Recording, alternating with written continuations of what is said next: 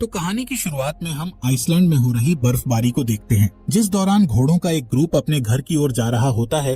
तभी अचानक कोई क्रीचर घोड़ों के पास आने लगता है, जिससे सभी घोड़े बहुत डर जाते हैं और वहाँ से भागने लगते हैं। इसके बाद वो क्रीचर भेड़ों के फार्म में आता है, जिसके आने से एक भेड़ अचानक से गहरी सांस लेकर बेहोश हो जाती है और क्रीचर वहाँ से चला जाता है। ये फार्म इंगवर और मारिया नाम के कपल का था, जो कि आइसलैंड के पहाड़ों में शांति से रह रहे थे। अब क्योंकि उनके बच्चे नहीं थे, इसलिए वो बहुत अकेला महसूस करते थे। खैर, दोनों अपना परिवार चलाने के लिए भेड़ों की देखभाल के साथ साथ सब्जियों की खेती करने का काम करते थे। दरअसल ये जगह शहर से काफी दूर थी, जिस वजह से कोई भी यहाँ नहीं आता था और दोनों फार्म में काम करके अपना समय बिताते थे।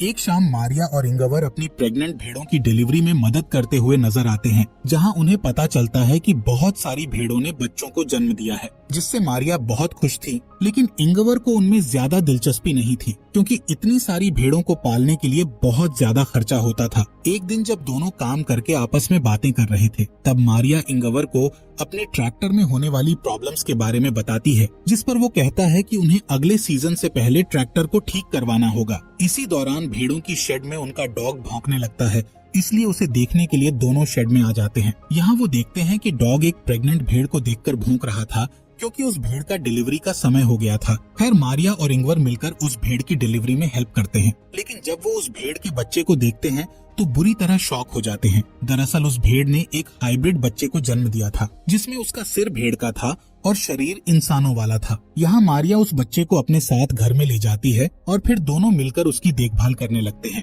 अब क्योंकि उनका कोई बच्चा नहीं था, इसलिए वो उसे ही अपना बच्चा मानने लगते हैं और उसे बहुत प्यार करते हैं। साथ ही वो उसका नाम अड़ा रखते हैं और उसे इंसानों की तरह ट्रीट करते हैं। इसके अलावा इंगवर उसके लिए एक बेबी कार्ट ले आता है और उसे बेडरूम में रख देता है, ताकि अड़ा हमेशा उनके साथ रहे। कुछ दिन बीतने के बाद हम देखते हैं कि अड़ा की असली माँ अपने बच्चे को आवाज लगाकर बुला रही होती है, लेकिन मारिया उसे उसका बच्चा वापस नहीं करती है। इसके बाद इंगवर देखता है कि मारिया अड़ा को अपने बच्चे की तरह गोद में लेकर खिला रही है। ये देखकर इंगवर इमोशनल हो जाता है और रोने लगता है। पर अब हाइब्रिड भेड़ के आने से दोनों की जिंदगी में खुशियाँ आ चुकी थी, इसलिए इंगवर बहुत खुश होता है। एक दिन जब इंगवर ट्रैक्टर को ठीक करने की कोशिश कर रहा था, तब उसका डॉग उसे खेत की ओर इशारा करके कुछ दिखाने की कोशिश करता है, लेकिन इंगवर को कुछ समझ नहीं आता, इसलिए वो उसे इग्नोर कर देता है। इसी तरह समय बीतता जाता है और अड़ा की असली माँ अपने बच्चे की तलाश में घर के पास आकर खड़ी रहती है, लेकिन मारिया हमेशा उसे घर से दूर कर देती है, जबकि अड़ा विंडो से उसे देखती रहती है। एक सुबह जब मारिया खेत में काम करने के लिए जाती है, तब वो इंगवर से अड़ा की देखभाल करने का कहती है, पर इंगवर काम करने के लिए शेड में चला जाता है और गलती से घर के गेट को खुला छोड़ देता है। जब मारिया घर पर वापस आती है तो वो इंगवर से अड़ा के बारे में पूछती है, जिस पर इंगवर बताता है कि बाहर जाने से पहले मैंने उसे बेडरूम में सुला दिया था। इसलिए वो अड़ा को देखने बेडरूम में जाती है, लेकिन अड़ा बेडरूम में नहीं होती है, जिससे मारिया और इंगवर बहुत डर जाते हैं और घर के चारों तरफ उसे ढूंढने लगते हैं। यहाँ मारिया बहुत ही टेंशन में आ जाती है। तब इंगवर उसे शांत करता है और कहता है कि वो अड़ा को जल्द ही ढूंढ लेंगे। अब वो दोनों अड़ा को अपने पूरे एरिया में खोजने लगते हैं, लेकिन उन्हें कहीं पर भी वो दिखाई नहीं देती है। इसलिए थक हार कर दोनों घर की ओर जाने लगते हैं। तब उन्हें भेड़ की आवाज सुनाई देती है। मारिया उस आवाज का पीछा करती है और देखती है कि अड़ा की असली माँ अड़ा को अपने साथ बाहर लेकर आई थी। मारिया तुरंत उस भेड़ से अड़ा को छीन लेती है और उसे ठंड से बचाने के लिए कपड़े से ढकने लगती है, जिसके बाद वो घर जाने लगते हैं,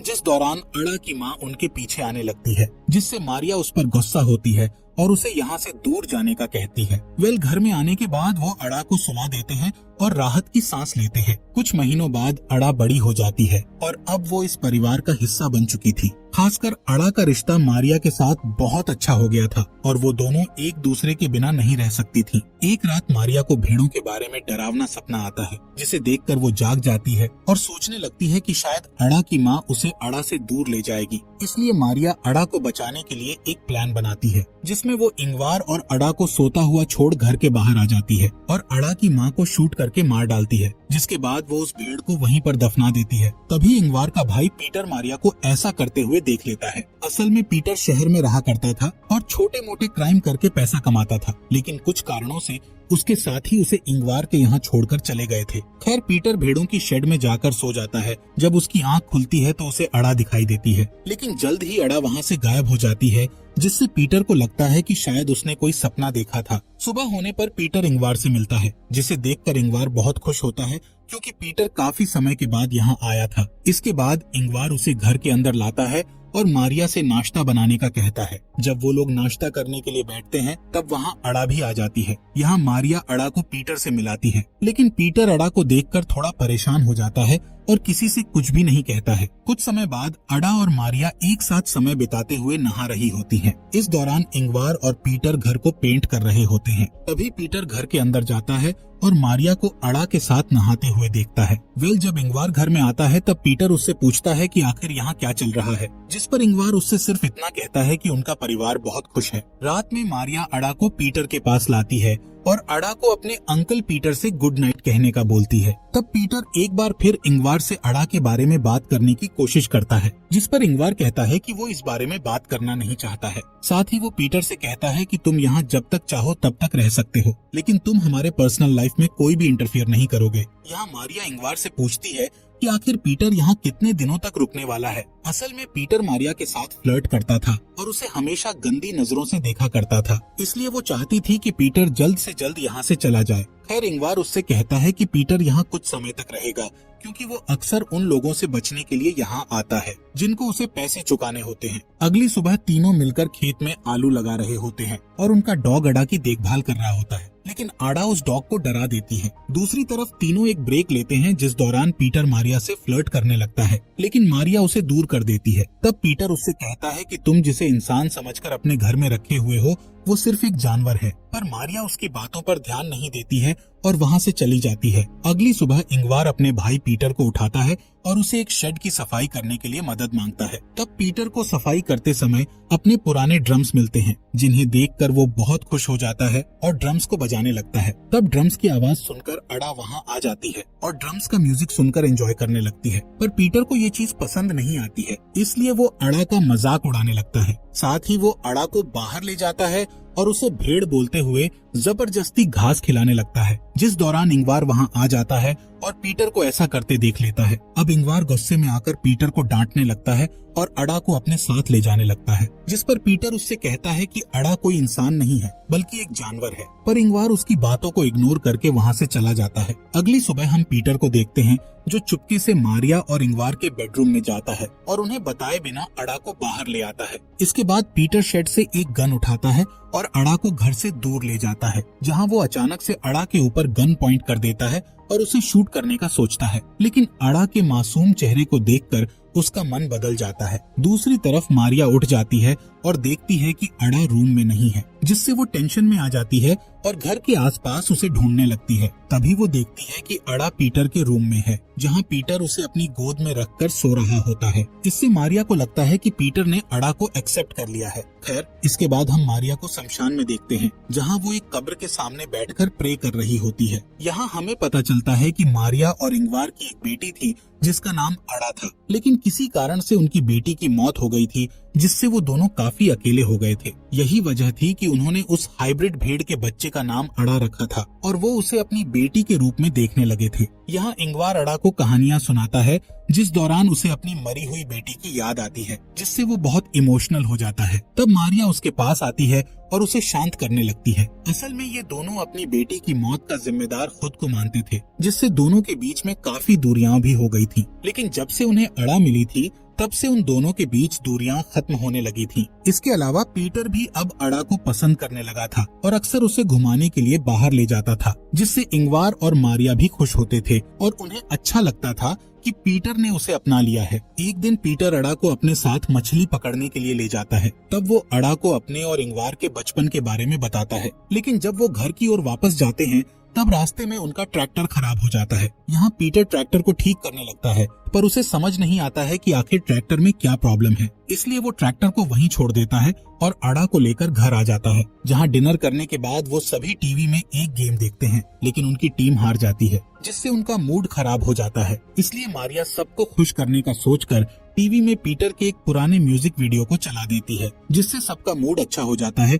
और वो डांस करने लगते हैं। यहाँ वो तीनों एंजॉय करते हुए ड्रिंक कर रहे थे। तब अड़ा उन्हें बिना बताए घर से बाहर आ जाती है, जहाँ वो उसी क्रीचर को देख लेती है जो कि कहानी की शुरुआत में भेड़ों के फार्म में आया था। इस क्रीचर को देखकर अड़ा घर की ओर भागती है और शेड में जाकर अपने आप को देखने लगती है। दरअसल अड़ा के मन में ये चल रहा था कि वो अपने पेरेंट्स मारिया और इंगवार की तरह क्यों नहीं दिखती है, जिससे अब उसे शक भी होने लगा था कि वो दोनों उसके असली पेरेंट्स नहीं हैं। खैर, इधर इंगवार नशे में होने के कारण जमीन पर गिर जाता है, जिससे पीटर उसे बेडरूम में ले जाता है। तभी अड़ा भी वहाँ आ जाती है और इंगवार के साथ सोने लगती है। लेकिन अभी भी अड़ा उसी क्रीचर के बारे में सोच रही थी जिसे उसने थोड़ी देर पहले ही देखा था। इसी बीच पीटर मारिया के पास आता है और उसे टच करते हुए फ्लर्ट करने लगता है, जिस पर मारिया उसे रोकती है और दोबारा ऐसी हरकत करने से मना करती है। तब पीटर उसे ब्लैकमेल करता है कि मुझे पता है तुमने अड़ा की असली माँ को मार दिया है, और अगर तुमने मेरी बात नहीं मानी तो मैं अड़ा को सब कुछ बता दूंगा। इसलिए मारिया को मजबूरी में आकर पीटर की बात माननी पड़ती है, लेकिन किसी तरह वो पीटर को एक रूम में बंद कर देती है। तब पीटर चिल्लाते हुए उससे गेट खोलने का कहता है, लेकिन मारिया उसे इग्नोर करके वहाँ से चली जाती है। अगली सुबह मारिया पीटर के पास जाती है और उसे अपने घर से चले जाने की रिक्वेस्ट करती है, जिसके लिए पीटर मान जाता है और वो उसे बस स्टॉप पर छोड़ने के लिए चली जाती है। इसी बीच इंगवार भी उठ जाता है और अपनी वाइफ और भाई को ढूंढने लगता है, लेकिन जब वो उसे नहीं मिलते तब वो अड़ा के साथ अकेले ही नाश्ता करता है और फिर उसके साथ ट्रैक्टर को लेने चला जाता है। यहाँ मारिया पीटर को ड्रॉप करके उसे बताती है कि अड़ा उनके लिए एक गॉड गिफ्ट है, जिसकी मदद से वो दोबारा अपनी अच्छी जिंदगी की शुरुआत कर सकेंगे। मारिया पीटर से नाराज होने के बावजूद भी उसे कुछ पैसे देती है और फिर अपने घर की ओर निकल जाती है। इसी बीच इंगवार अड़ा को बताता है कि अगर वो घर का रास्ता भूल जाए तो वो घर कैसे पहुंच सकती है। फिर दोनों ट्रैक्टर के पास आ जाते हैं।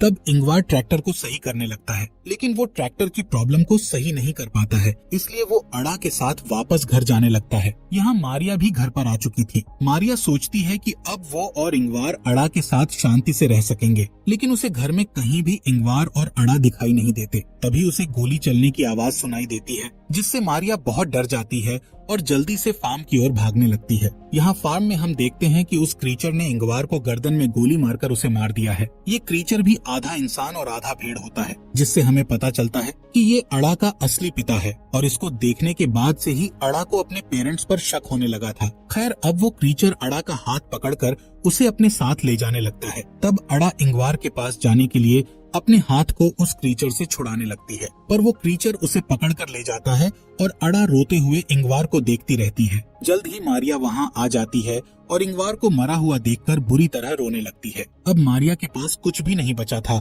और वो पूरी तरह से अकेली हो गई थी। कहानी के अंत में मारिया अपनी सारी उम्मीद खोकर अपनी आंखों को बंद कर लेती है, और इसी के साथ इस मूवी का यहीं पर एंड हो जाता है।